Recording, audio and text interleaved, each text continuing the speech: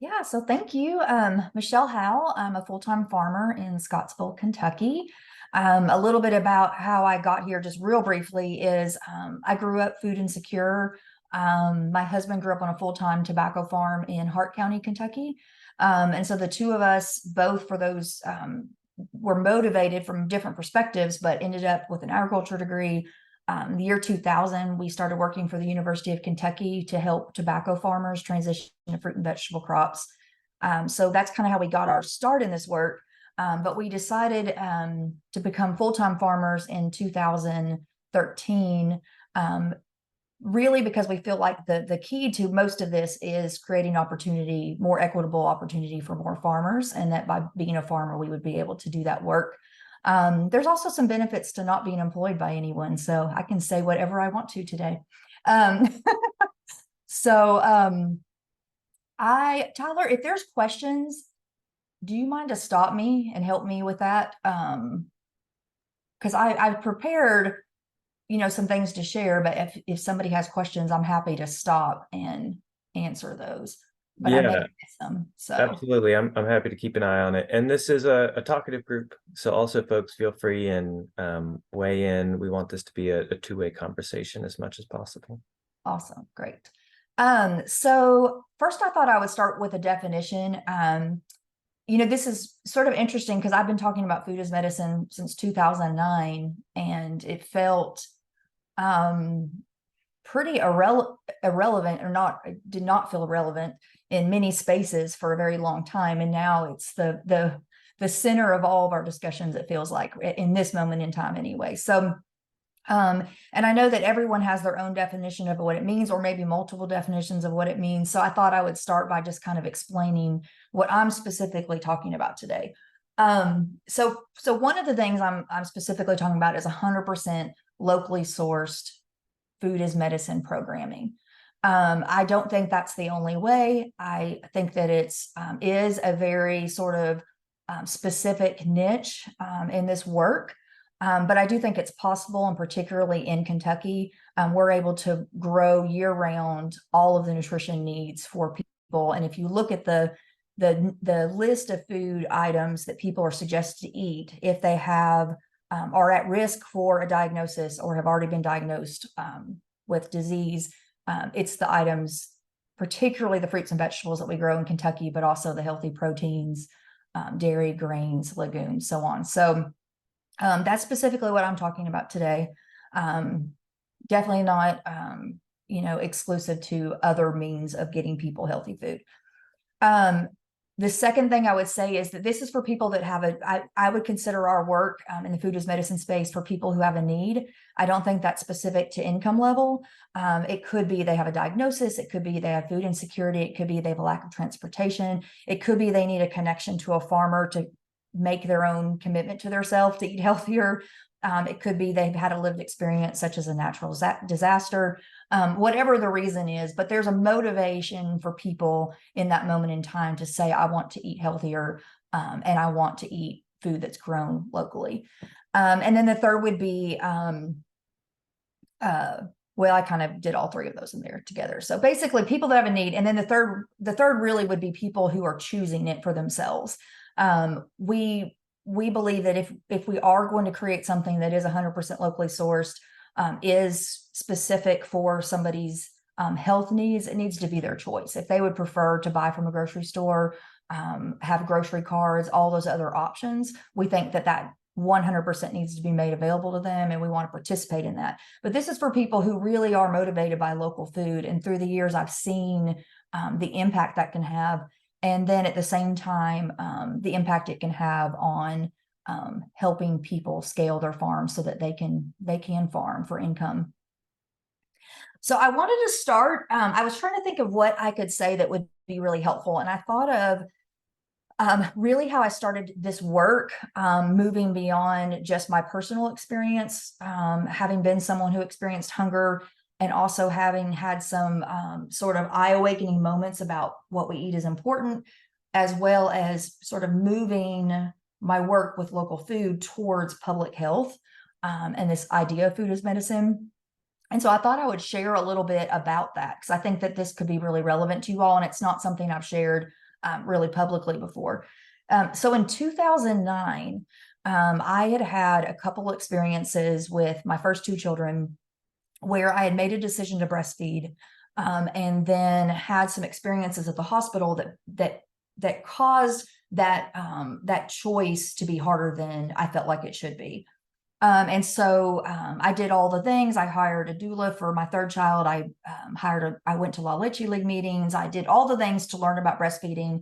Found out that, wasn't just this weird desire that I had, but actually, breastfeeding is a viable option for people, a good choice. And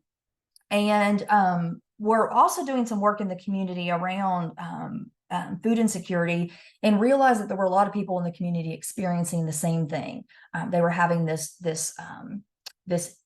disconnect between, in particularly new Americans, who had no trouble breastfeeding in their home country, came here, and then the services they were received at the hospital created some limitations to that. And so I want to mention this and talk a little bit about it, because I do believe a rising tide floats all boats. And in this example, it was an emphasis on equity, justice, food insecurity, and partnership with public health that created some really solid policy and success in that work. So what I chose to do in that time, even though I was, like I said, involved kind of in the natural birthing, breastfeeding community, I didn't believe, La Leche League doulas, lactation consultants, they had been around for decades, and they were telling me, we've been doing this work for decades. And I'm like, well, then why has nothing changed? And so I reached out to the health department, to the WIC and HANDS coordinators, and as a peer, as a layperson, started working alongside them. And what I realized is we needed equitable distribution of resources. And this was when this really became very eye-opening to me. I wasn't reading about it. I wasn't learning about it. I wasn't hearing about it. We weren't talking about it necessarily in sessions like this or in conferences, but I realized we do not have equitable distribution of resources in our community. And not only that, but I'm not talking about just food and housing and those basic needs. I'm talking about time and creativity and joy and relationships. So what I was seeing is, not only did we have, low income moms who were disconnected from some of the resources they needed, but we had doctors, nurses, dietitians, frontline workers who didn't have time to provide the services they even wanted to provide to people who felt very overworked. And so here are some of the things that worked in this case. And so we were able to create some really good policy to move toward mother-baby friendly and increase the amount of work that was done in the Bowling Green community. So the first thing was science. We had science behind us. So around 2009, the science was coming down that breastfeeding was a healthy first food, that there should be some kind of effort. We also had a really solid understanding of the problem, which was that formula companies were acting as pharmaceutical reps. They were paying the hospital $1 million. They were providing free formula. They were also targeting moms at specific times. And so there was this effort, just like we see with unhealthy foods. And so we needed to understand that. There was funding, which is, similar to what we're seeing with Food is Medicine now, that was becoming available in positions. So public health was starting to create preventative care kind of positions over this. And then we started seeing really good policy, particularly allowing women to pump in the workplace, providing pumps for moms that needed them, those sorts of things. But it was really the relationships. And so this was a group of, like I said, doctors, nurses, public health employees who had this personal experience of this, working alongside new Americans, low-income moms. We were gathering together in relationship. We were creating a movement, and we kept relationships at the center of what we were doing. And there was also this willingness to walk away. There were several times when the work was successful, but there were injustices in the center of that work. And I will say that at the time, there were many times I got up, walked out of groups and meetings thinking I would never work with them again. And then come to find out, because I stood up for the right thing, I'd be asked to sit on the Community Health Planning Council or whatever it was. So I just want to say that there, it gave me some hope that we can stand up for the right things. So all of that to say that that's kind of what, when we decided to become full-time farmers, it was very, very important to me that equity, justice, food insecurity, and public health were combined in that work. And that, these are some of the reasons why. And I should say, I should really commend some of the public health employees and hospital employees who were really willing to work with a farmer as a peer. I had no degree, education, background, but they really had that willingness, and I appreciate that. So in 2011, we created Community Farmers Market. I'm not talking about Community Farmers Market today, but I did want to mention, I do still believe that's the most important work that we do. We have a very strong, we were the first SNAP and Double Dollars program in Kentucky. We've been able to help other farmers markets expand those programs, but we've also done a lot of equity justice work to create opportunity for people to farm, not just generational landowners, not just people that have been business owners in this community for a long time, but a lot of different people have been able to start businesses. We've had 16 storefronts come out of Community Farmers Market. And we've seen a lot of people go from being a SNAP user at the market to becoming a vendor there. So I just want to mention that because I'm gonna kind of go away from farmers market setting here. But I did want to mention, I still believe Community Farmers Market's absolutely the most important work we do. That said, I've continued to see that, there's always going to be need for equity and justice in this work. It needs to always be at the forefront of what we do. And what COVID and the tornadoes and the flooding taught me is minority farmers who step up and are willing to scale the food that they grow to meet the need. That was something I've always believed to be true, and it was something I absolutely saw. I would say 90% of the farmers that have scaled with us to provide food for our Food as Medicine boxes are minority farmers. So if you've heard me speak before, you've probably heard me tell a story that when I was 7 years old, I was gifted a kiwi from a social service worker. And I was told, anytime you have the opportunity to eat fresh food, you should, because you're worth it. But I wanted to add a little bit to that, because I know the way that it made me feel when she gave me that kiwi. It's something I remember all these years later. But I also know how it made me feel when people showed up to give me food and they were stressed and anxious and frustrated and upset about their peers, or they were doing it just to help me. There were strings attached to that. And so it's always been really, really important to me in this work that we keep it relational and that we're thinking about how are we making people feel as we give them food.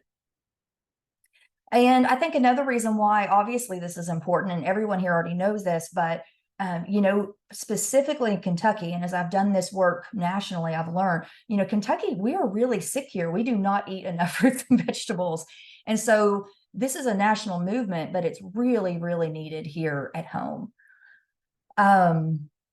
So all that said, I also wanted to share another quick, important, I think this is probably just as important as the successful Food as Medicine program, and I'm going to talk about.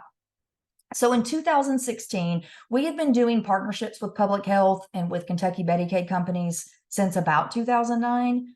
But in 2016, Valerie Horn, who's amazing in Eastern Kentucky, had done a pharmacy program, and it had been very successful. And it had been very successful because it was kept very relational. But there were some kind of nuts and bolts of the program that seemed to be like they could be scaled or moved to other parts of the state. And because we had such a strong outreach program at our farmers market, they decided to launch a similar program here. And so they held a meeting. We all came together. And the people in this meeting were people at a state level. They were the directors or the people at the highest level of our Fairview Clinic, of the hospital, of the health department. And in this room, the consensus was, we want to create a Food as Medicine program. Let's do this. We launched the program, and first week, we thought we would have people lined up out the door. Valerie Horn was like, our program's hugely successful. We didn't have a single person show up. For weeks, we took baskets of food. We asked the health clinic, is there anything we can do to help the program be more successful? Is there anything we can do in our end? A lot of times when we went in, the frontline workers had no idea what we were even talking about. They hadn't even heard about the program. And we ended up having a 10% success rate with that program. It would have been very, very easy for me to think, we can't do food as medicine work. That's not ours to do. But I went and spent 3 days with Valerie, and what I realized is that we didn't have the right people in the room to make that program successful. And so what I'm going to talk about now is 4 programs that we operate as Need More Acres Farm in partnership with other farmers that were built on relationships that we already had. It takes time to build respect and integrity within the work, and also that has been really successful. Pretty long term. So the first would be our Fresh RX for Moms program. After that kind of failed attempt in 2016, I was actually walking through a Target with my 4 kids, and I had a call with Martin Richards at CFA that afternoon, and I was trying to think through, how in the world can we make this work? And what I realized is we were putting a lot on the participants. They were supposed to come to the health department on Friday afternoon or the free clinic, get their vouchers, then come to the farmer's market on Saturday morning, use their vouchers. And then, they were being required to change a bunch of habits. Now you're going to get fresh food. Now you're going to cook that fresh food. Now you're going to come to a farmer's market that you've never been to before. And so Martin and I, talked about ways to streamline the process. And what we also had was we had participants that weren't necessarily seeing their doctor regularly. So that is why that program started with pregnant women as the diagnosis. So how that program looks for us, we have 60 participants. Now, Community Farmers Market has their own program, and it is a traditional kind of what we're seeing a lot of, where you get the vouchers at the farmers market, then you shop the farmers market for your fruits and vegetables. That program is really great. It creates free choice. It allows you to shop the market. It allows you to get what you want and the quantities you want. But it's also very limiting to a lot of people. And so our Fresh RX for Moms program is a home delivery program. It also includes pretty much everything you need to create a meal. So you're not just getting a couple of ingredients and then wondering what to do with it. We do home delivery in Allen or Warren County. It's always somebody's free will or free choice to sign up for the program. They're told about the program, and then they choose to go online and sign up for the program. They can opt out at any time. A couple things I think that make this program successful is we create cohorts of 20 participants where we're creating community. So we're sending a text message out, photos of the farm. We have a lot of high schoolers that do a lot of the work on the farm. Here's some of our high schoolers harvesting things. Here's what's going to be in your box this week. And then we have dietetic interns from Western Kentucky University who provide feedback through, here's some recipes, but here's what that looks like in my kitchen. So they're getting the food, they're preparing it in their own kitchen, and then participants are sharing, like, this is what I made this week. I just had my baby, or asking questions. And I really think it serves as a good reminder. Your box of food is getting ready to come. Remember, be prepared, but it also creates that sense of community that I think is very, very important for participants. A second program that we have is we provide fresh fruits and vegetable programs for the diabetes prevention program in Allen County. Interestingly, I work with, let me step back for the Fresh RX for Moms. I also want to say that I really think that program has been successful for us particular because it's built on referrals being provided by people that I was working with in 2009. I'm not just a farmer walking in saying, hey, would you all provide referrals for this program? I'm somebody they've worked with. I've proven that I do what I say I'm going to do. They trust me. And so I have the hospital, I have the health department, including this program as something just like Wick and Hands that they're referring clients to. Yeah, Michelle, I was going to follow up on, so yeah. Who are your referring partners? So you mentioned the health departments and the hospital. Is that it? Yes. So for Fresh RX for Moms, most of our referrals come from the Wick and Hands program. And I think that the reason why is if you sign up for WIC, and particularly if you sign up for Hands, and if you're not familiar with HANDS, it's a program that provides services to moms. Most of the time you're going to be participating in WIC, but it provides educational and relational services where you have someone you're working with monthly before the baby comes and after the baby comes, to teach you how to eat healthier, teach you how to, remain healthy during your pregnancy, teach you how to take care of the baby. And they do a really good job, and they make it really fun. It's something that people that choose to be a part of want that. I think that, in my opinion, our WIC and HANDS referrals are our strongest, because they're people who have already made a choice to want to be healthier and want to and see value in being helped by public health and us as farmers. I'll also mention real quick something that came out of 2009 that I think is really, really important, is in a beautiful way of repositioning power, is that the health departments and state public health, rather than creating more technical assistance within the health department, they created the peer-to-peer breastfeeding program, where moms who participated in WIC and HANDS could sign up to be a peer counselor, and then they provide text messaging, phone calls, meetings, meetups, that sort of thing with other moms, and they get paid to do that. So they get paid for their lived experience of expertise in that area. And I think that that's really great. I also think that that program, the people that have our program refer to them by their peer-to-peer counselor, also are more likely to sign up for the program and be successful. And a lot of them kind of sign up together. Is there any other questions? Yeah, if anyone else has any, but yeah, I'm interested to hear about the other three. Yeah. Wait, Katie, did you have a question? I was just going to ask how long people are allowed to be in your program. Is there a time limit, or do they cycle off, or can they, or I guess, is it just for how much of their pregnancy, right? Yes. So I should have said this. So this is, so basically what happened with this program is we piloted in 2017. Valerie Horn continued doing pharmacy in Eastern Kentucky. We did Fresh RX for moms with well care for 3 months in 2017. What we immediately realized was 3-month programs are really, really hard to do. By the time the health department knew to refer people, the program was over. So then they have moms calling back and saying that program doesn't even exist. And then when we would start it back the next year, they would be like, well, we thought that program was over. And the least amount of confusion you can create, the better. And so what happened was, in 2019, we were writing, Community Farmers Market was writing a GusNIP grant. We were about halfway through the process and found out Community Farm Alliance was writing a GusNIP grant halfway through the process. And so we kind of combined our grants. CFA took that program much further than we ever would have. It was a perfect combination of efforts, but that's how that program got started. Then after COVID happened, that program became a little bit more challenging for some farmers markets. And so we offered to provide a pilot of this home delivery as an individual farm, which now is being piloted by others. It is a 40-week program. So when participants sign up, they get 40 weeks of fresh food, and that extends into the postpartum time.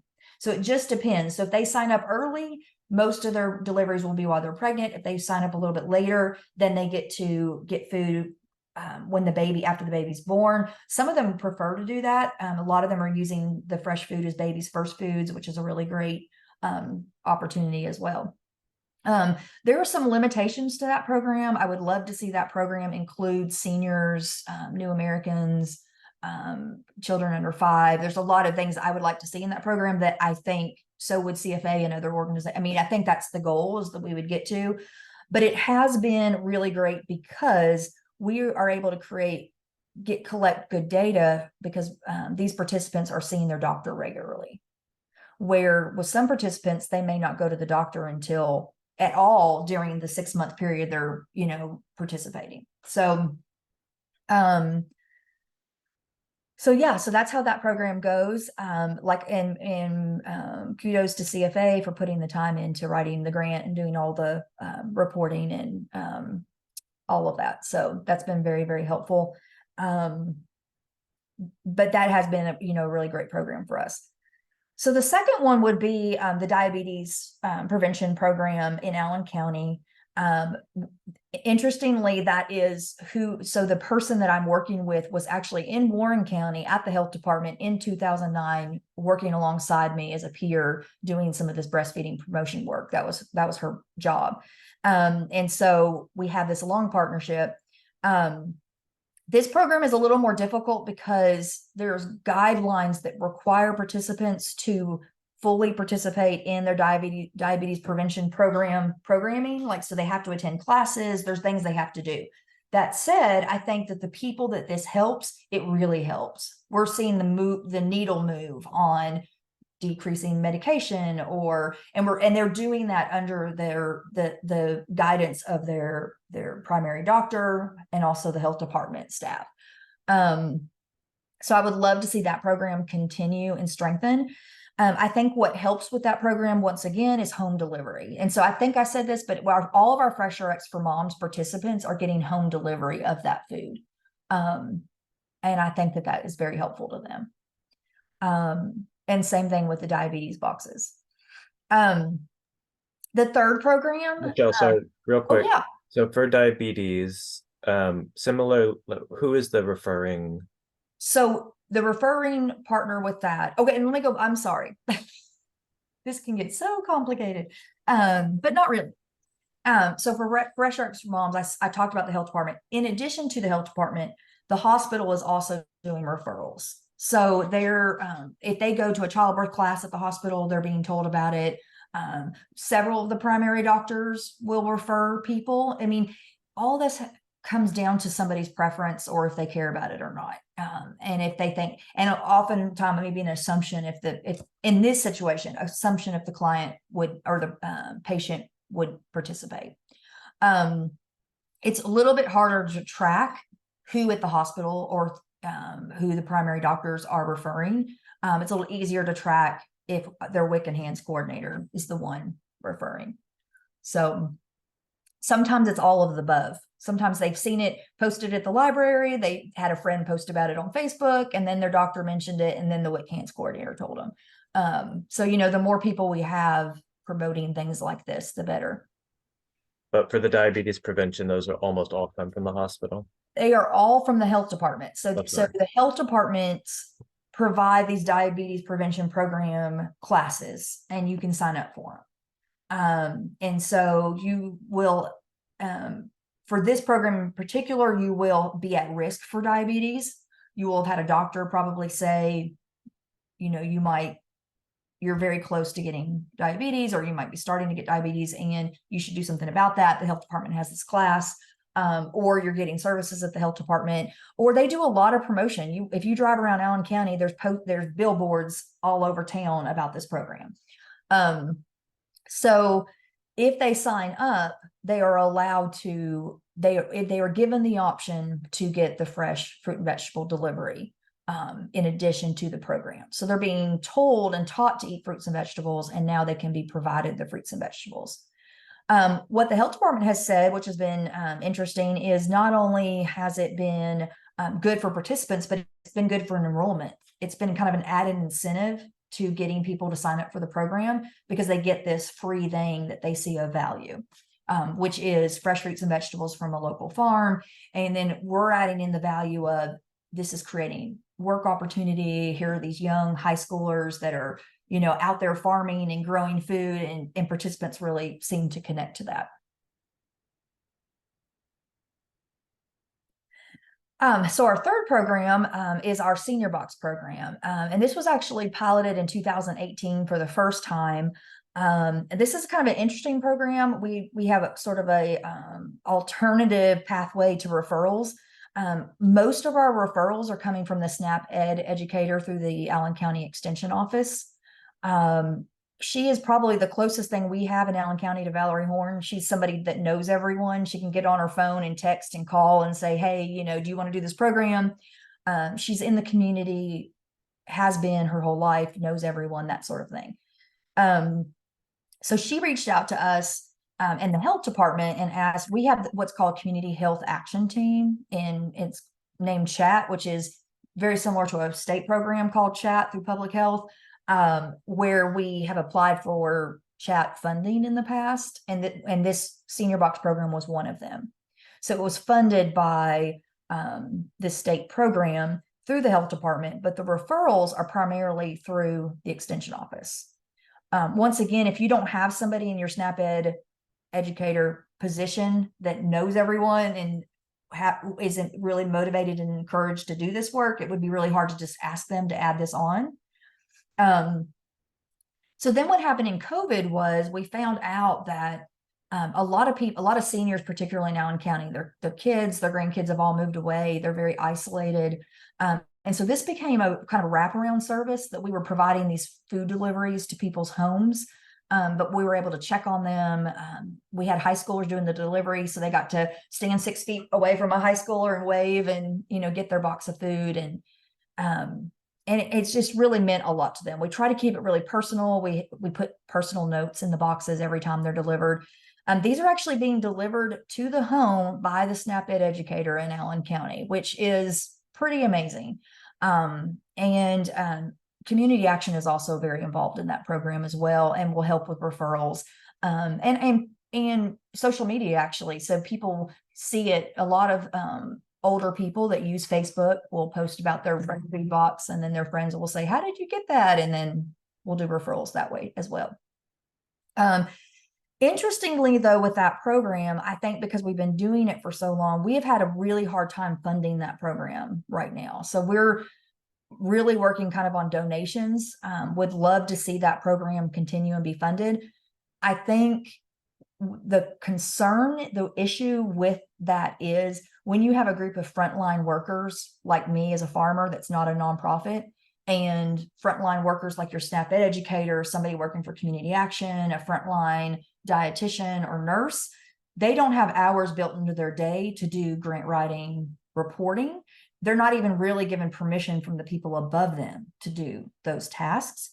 And so when we've been able to kind of do some grassroots organizing around some fundraising, we've been able to do that.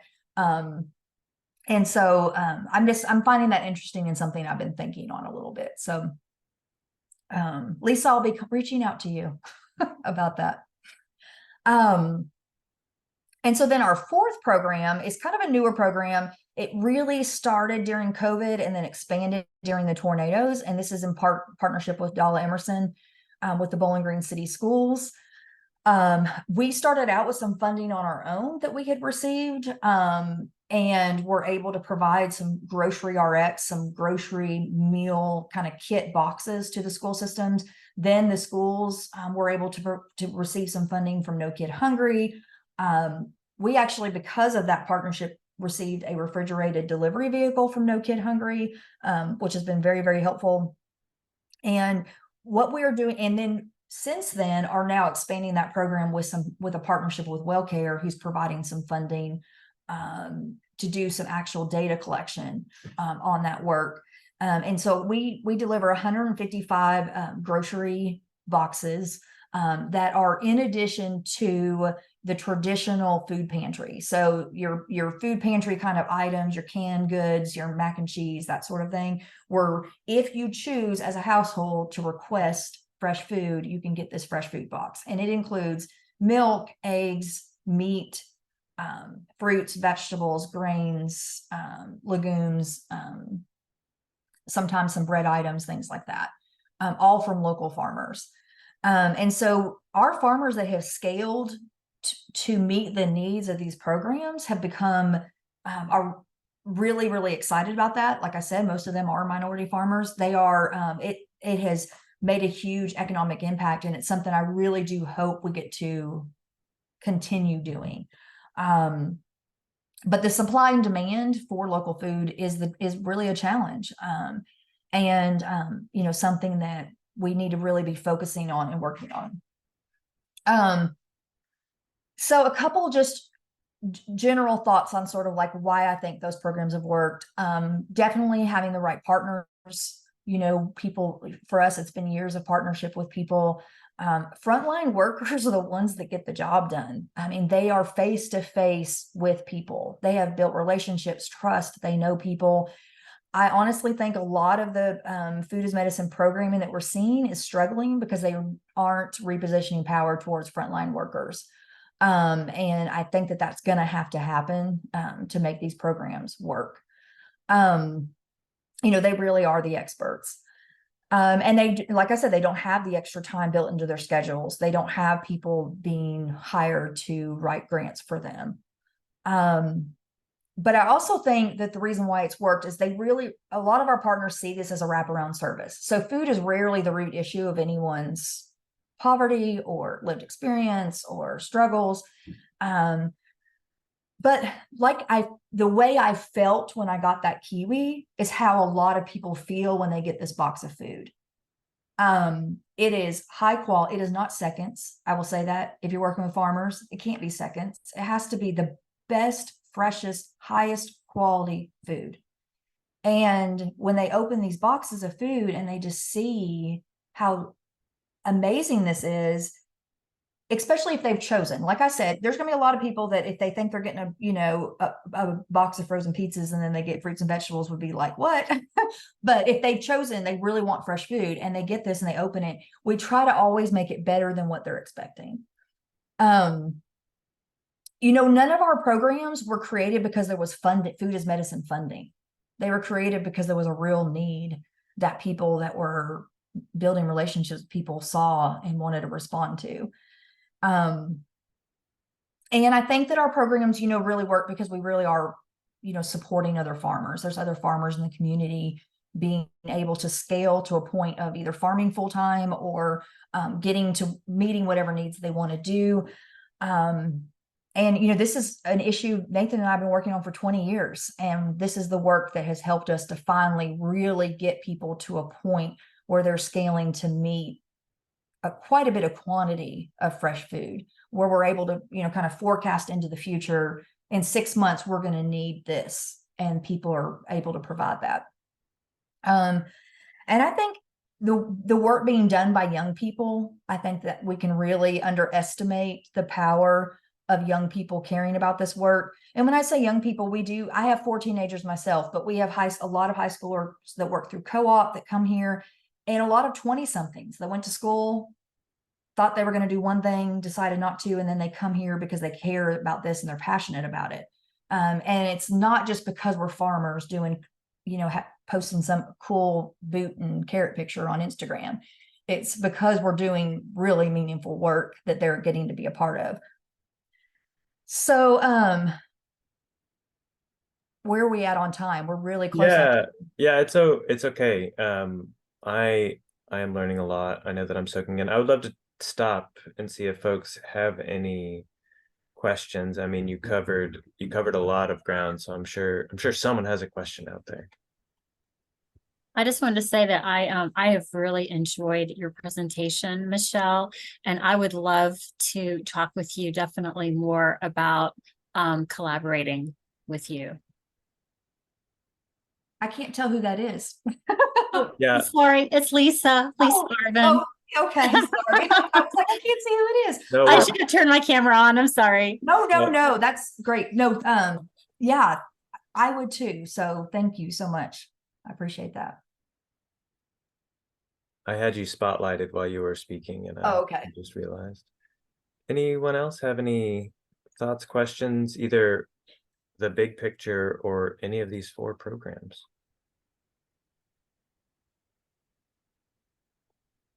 And I have 3 things that are related to kind of national level stuff. So if you want, I can share that. And then that might spur some more questions as well. So, and I can do them pretty quickly. Yep, go for it. Okay. So, I feel very grateful. I've been connected to the Food as Medicine Coalition since 2009. I had a daughter that had food sensitivities, and my doctor, thankfully at the time, recognized that and gave me a book that had been published by the Food as Medicine Coalition. And so I've been kind of connected to them, working with them through the years, got to attend some conferences, meetings, that sort of thing. And through that and through support of Community Farm Alliance, got to attend 3 different conferences in California last year.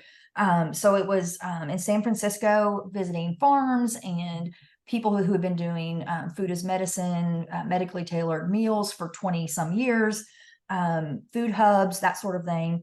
I my daughter was going to be here, but she's working.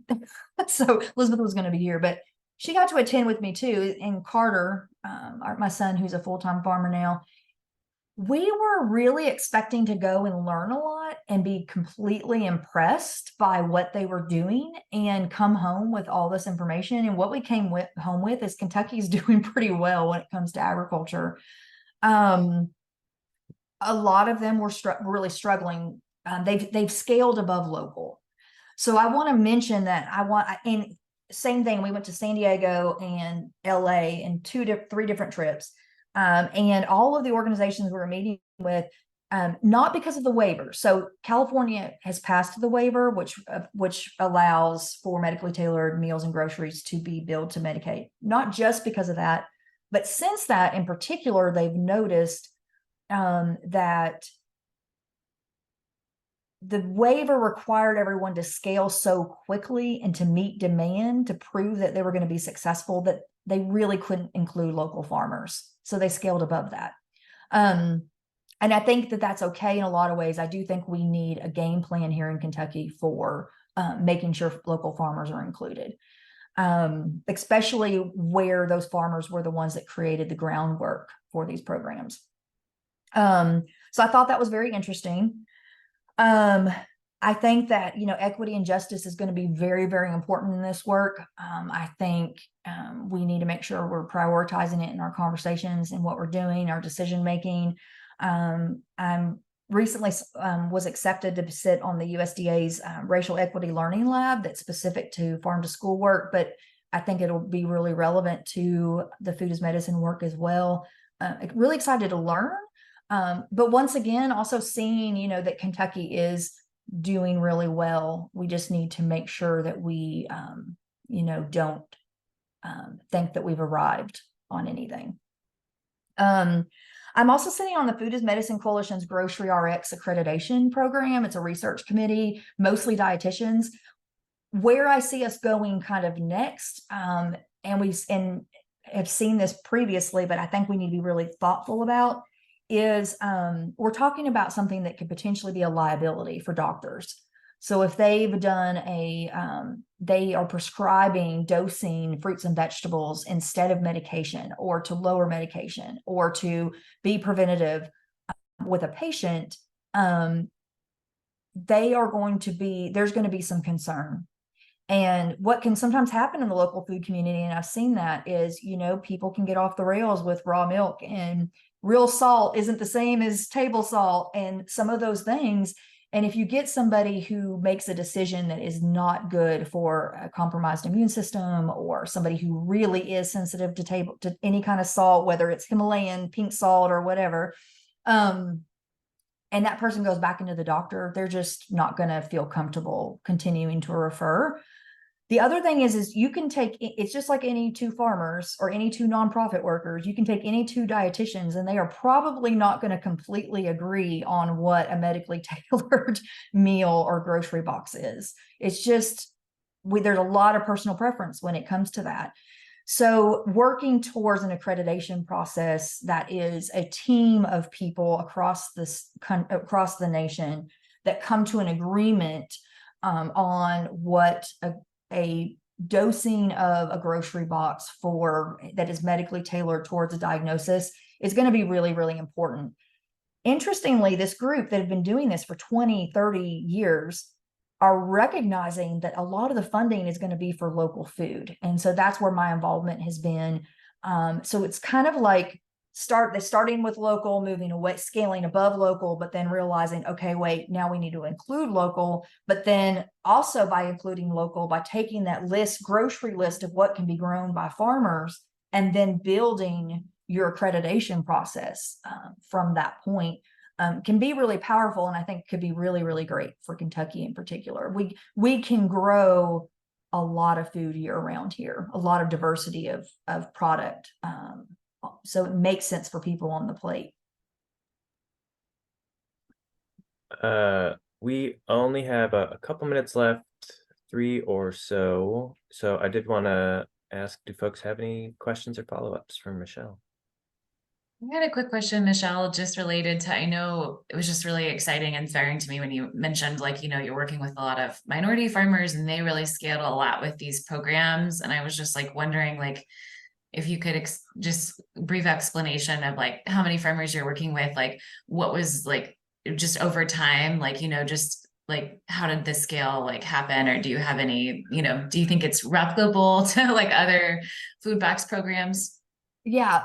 So, I didn't really like clearly say this, but a lot of the what I have seen, and I never thought this would have been true, but a lot of the farmers that want to sell for a farmer's market do not want to scale for food as medicine or any kind of additional programming.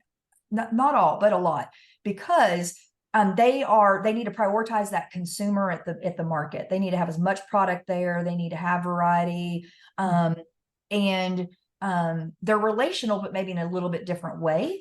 Where what I'm seeing with some of the minority farmers, particularly urban farmers and particularly really rural farmers, women farmers, people of color, new Americans, they have a lot of their relationships and connections already. So they're not necessarily looking for a farmer's market environment to create a new community of people. They have a community of people, but they really want to be successful at what they're doing.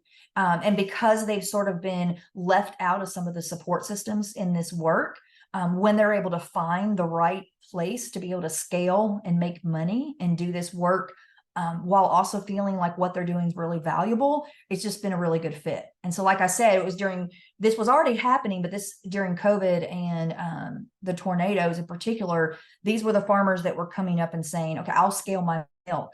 Cheney's milk. It's a young woman. She came back to her dad's farm, but she wanted to start that business and scale it. And she cares about this. My egg farmer,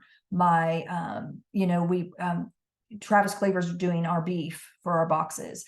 So these are farmers who have their community. They don't need more community. They just need to be successful. And they are passionate and care about feeding people. And in particular, don't necessarily want to do 20 things. Most of these farmers that I'm working with like to do a few things, but do them really well and then are scaling them. And not to say that they always have to scale for our programming, but it's been kind of, they also have one place they drop it off. They come here, they drop it off, or we pick it up, we pay them. We've kept the process pretty simple for them. Oh, I wish we had scheduled 2 hours for this call so we could have dug in more. I've taken copious notes. We do have to go ahead and end. One thing I do want to say, if you haven't had a chance to send around our Food as Medicine story collector, our deadline is October 1st for gathering those stories and data, so that way we can incorporate them into our landscape analysis, which we hope to wrap up by December 1st. One other thing, coming out of the KFAN Summit, there was a request for our group to create some resources to help community-based organizations stand up some of the pilot projects that Michelle was talking about. So more of a how-to primer for organizations to begin to engage in this work while we as a group continue to work on this research and sort of bigger picture statewide roadmap. So I just wanted to offer that and say that the KFAN staff and Robin can dig into that and start thinking about what resources. And something tells me, Michelle, I will reach out to you for some of your infinite wisdom and guidance. And yeah, just everyone, thank you. You can give a round for Michelle and all the work you are doing. Thank you for coming here and sharing some of it with us. Thank you. I wish I had more time for meetings like this. It's not part of my normal day. So I appreciate being able, Tyler's been very kind to let me pop in sometimes without regular involvement, but you can always email me. I do really well with emails because then I can think about what you ask and then put some thought into an answer. So. Great. Well, I will sit down. Thank you, Michelle. Yep. I can include your email in the notes. I'll send those out with the recording. And our next call will be October 17th. And I'll see y'all then. Bye, everyone. Bye.